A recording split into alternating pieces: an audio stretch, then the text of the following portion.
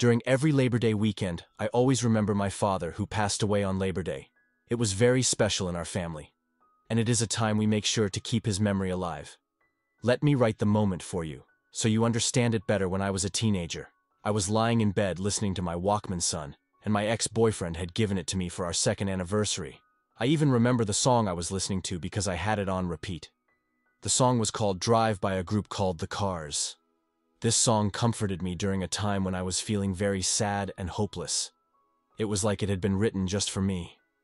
I was very sad because my boyfriend and I had recently broken up, or should we say he had dumped me.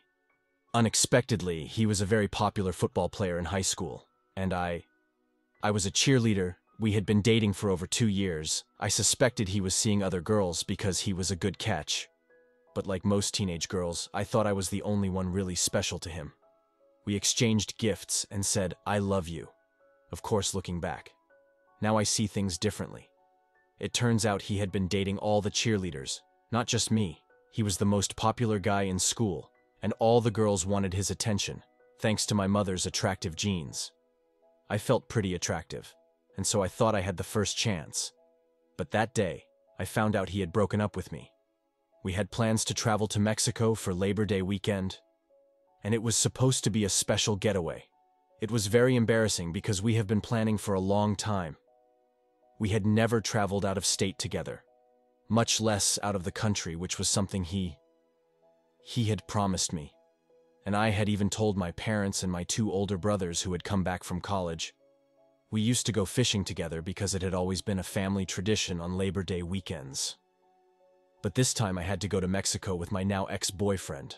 I talked about the trip with all my friends, and all the girls at school knew, in the hopes of proving to everyone that he was into it and dissuading other girls from chasing him.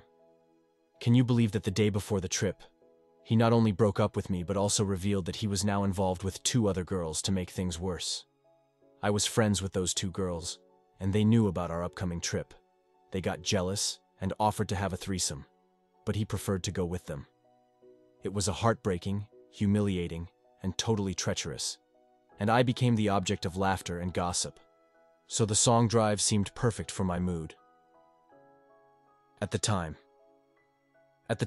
my mother was 46 and my father was 47. I have 2 older brothers who were 19 and 21. Even though my brothers were away at college, they always came home for a family Labor Day tradition to fish the big Lake Calcai in Louisiana.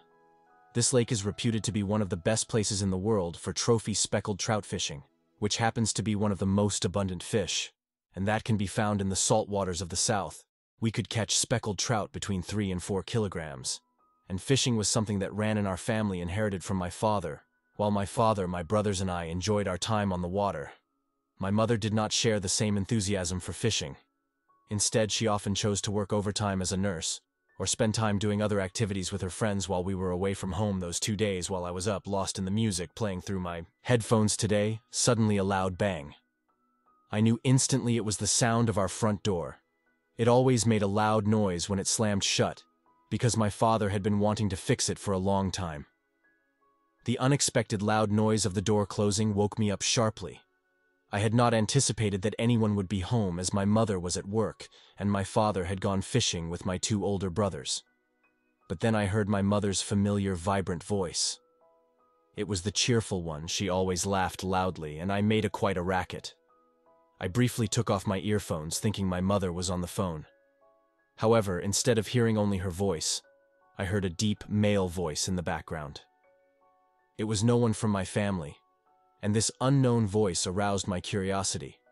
But I felt very down, and I had no energy or desire to investigate, so I lay in bed, unable to understand what they were saying. I could feel the vibrations. When the man spoke, his conversation became increasingly quieter. Then I heard the door close. My parents' bedroom. Her bedroom was on the downstairs. It was then that all kinds of alarm bells started going off in my head, and I knew I had to find out what was going on right away. I had a feeling that something was not right.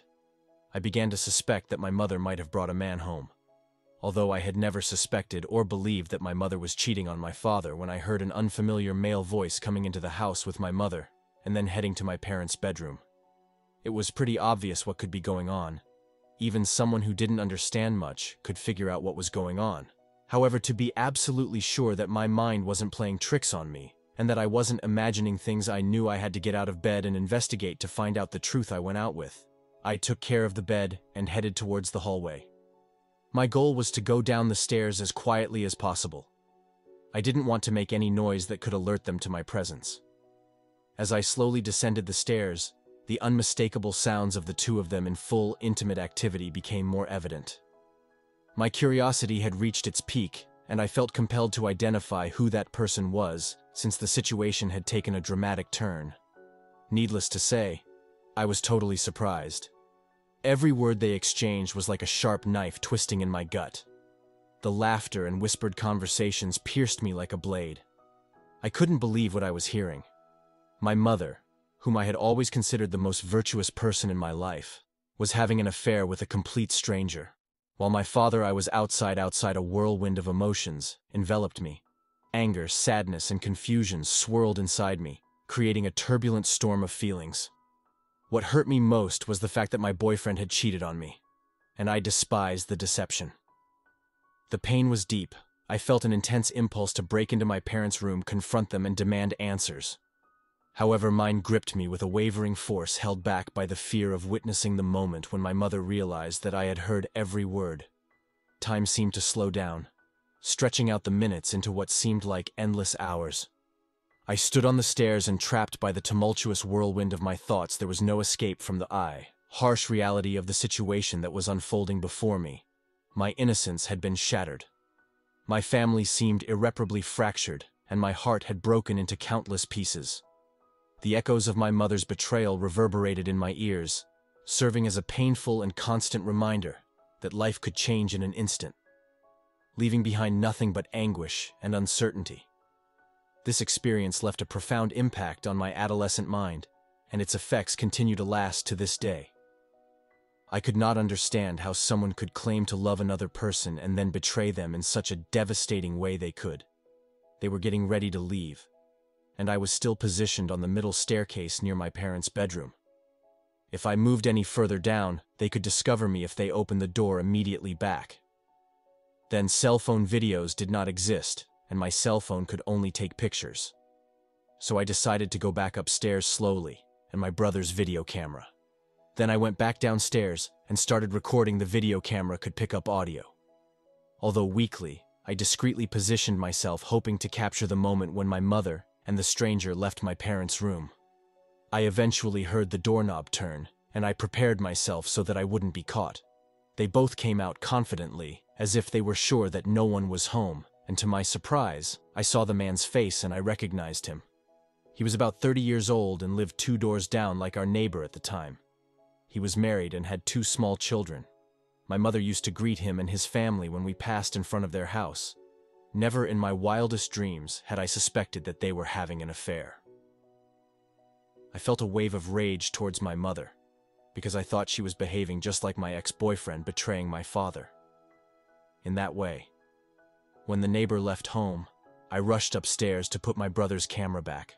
Unfortunately, my mother must have heard some commotion and said, "I want to investigate." When I realized she was going up the stairs, I was in my brother's room trying to put the video camera back in its place. In a weak attempt to hide, I got under the bed, but my clumsiness made some of my clothes stick out. So it was useless to hide. In the end, I came out, and my mother was visibly surprised. When she saw me at home, she put her hand on her chest as if she was going to have a heart attack. She asked me why I was under my brother's bed instead of going to Mexico with my boyfriend. In response, I corrected her, emphasizing that he was my ex-boyfriend. In a somewhat sarcastic tone, I told her that I had caught her cheating on me, and I left my brother's room furiously, as if I were telling a joke that would indirectly convey to my mother that I had discovered her own. Adventure followed me closely, trying to convince me that I had not witnessed what I had clearly witnessed. Of course, she did not know how much she knew, or if she had actually seen the neighbor. However, she confessed to me that the man was indeed the neighbor, and stressed that she had only been there to pick something up, insisting that nothing had happened between them. But I knew that she had been picking something completely different, and it was certainly not a gardening tool. Unlike my mother, was infuriated that she tried to manipulate me, as if I was still a child who could be easily deceived.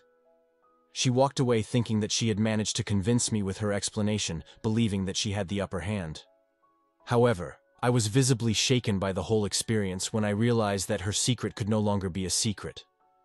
Normally, my mother has a lot of weight and influence in my life, if it weren't for the fact that my ex-boyfriend had cheated on me and then left me. Maybe I wouldn't have opened my eyes to the betrayals that can be inflicted by the people you love. When my father and brothers came back from their trip, they discovered that I hadn't gone to Mexico because of my emotional problems. My mother kept checking on me and tried her best to make sure that I had actually stood her story, that the neighbor had come to pick something up. She became unusually attentive to me and my father the whole time.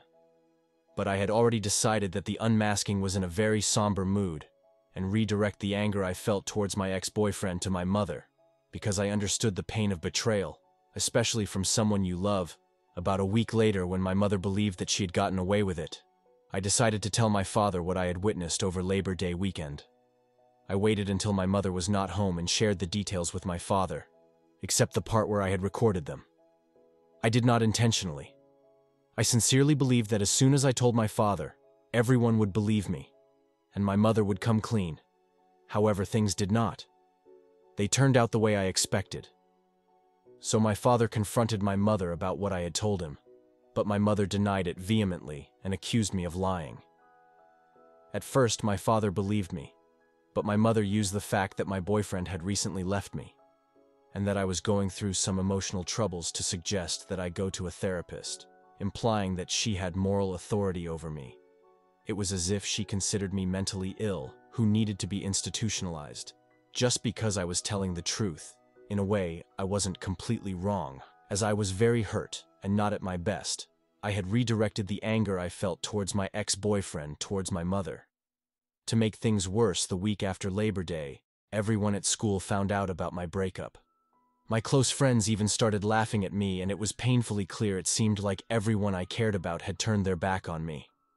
If it weren't for the evidence on the camcorder, I might have started to doubt my own sanity, especially as my father began to question my credibility as a last resort and a sort of insurance policy. I went into my brother's room and retrieved the recorded tape from the camcorder. After exposing my mother and watching her use my anguish and betrayal against me to manipulate my father, I was not aware that my father had stood her story until a few days later, during which time my mother's behavior changed drastically. She became rude and gave me the silent treatment as an answer. We started to argue, and she constantly reminded me that she cried, the reason why my boyfriend had left me, and added that no one trusted me. It was then, when I realized that my father had accepted his version of events, when I finally had the opportunity to talk to my father about the situation. He did not explicitly say that he did not trust my story, but he continued to go around clearly indicating his doubt. It was not until I showed him the recorded video that he finally understood that I had told the truth. It was disheartening that I had to go so far for him to believe me. However, in retrospect, I did have problems with a trusting wife who had always been responsible and respected, and a troubled teenage daughter with a broken heart. I would have also found it hard to believe her after my father saw the recording. He confronted my mother, showed her the video, and asked for a divorce. I vividly remember the heated argument that night.